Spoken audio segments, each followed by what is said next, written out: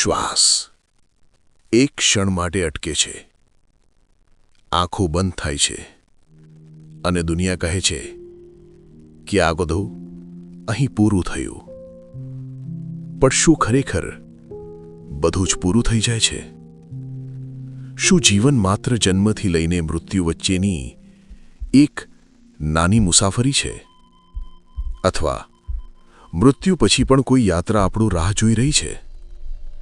માનવજાત હજારો વર્ષોથી એક જ પ્રશ્ન પૂછતી આવી છે: મૃત્યુ પછી શું થાય છે?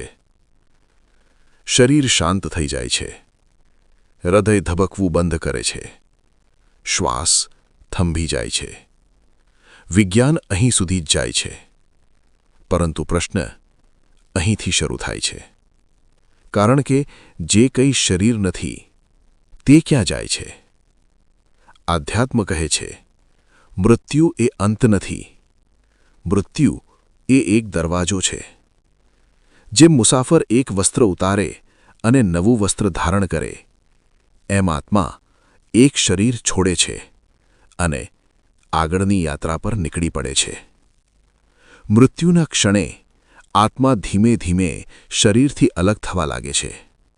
ઘણા લોકો કહે છે, હું મારી જાતને ઉપરથી જોઈ રહ્યો હતો.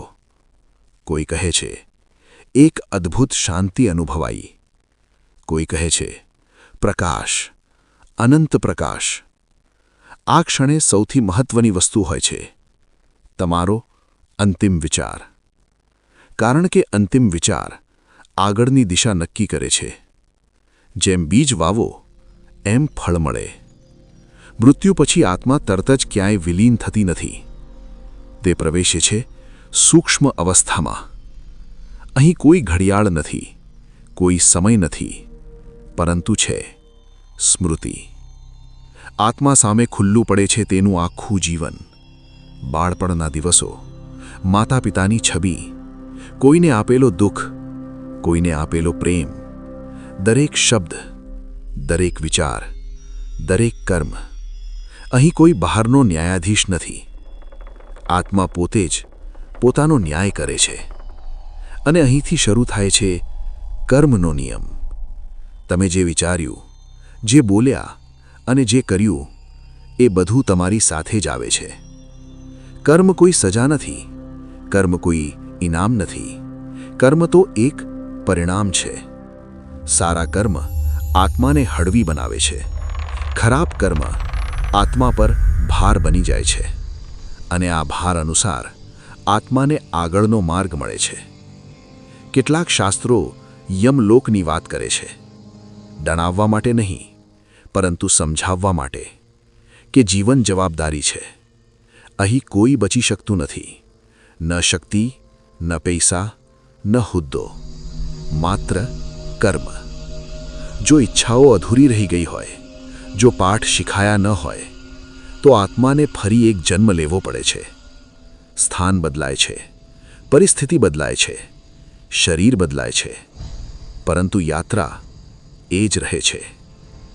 આ છે પુનર્જન્મ.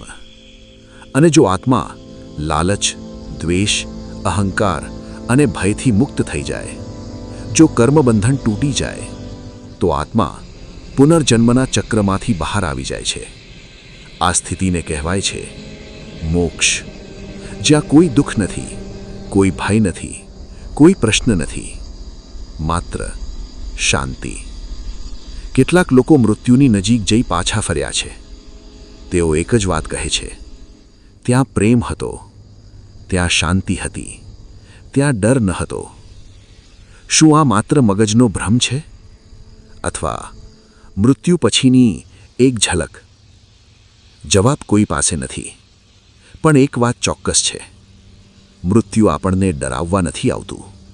મૃત્યુ આપણને જાગૃત કરવા આવે છે કે સમય ઓછો છે, કે જે કહેવું છે આજે કહો, જે પ્રેમ કરવું છે આજે કરો, જે માફ કરવું છે આજે કરો. કારણ કે અંતે તમારી સાથે માત્ર તમારું જીવન જાય છે અને તમારું કર્મ. મૃત્યુ પછી શું થાય છે એ કદાચ રહસ્ય રહેશે, પણ તમે કેવી રીતે જીવ્યા એ જ તમારી સૌથી મોટી સચ્ચાઈ છે. સારું જીવશો તો મૃત્યુ પણ શાંતિભર્યું બનશે અને યાત્રા સુંદર બનશે. મૃત્યુ પછી શું થાય છે, આ બાબતે તમે કશું જાણ્યું કે સાંભળ્યું હોય તો કમેન્ટ કરી જરૂર જણાવશો. જય શ્રી કૃષ્ણ.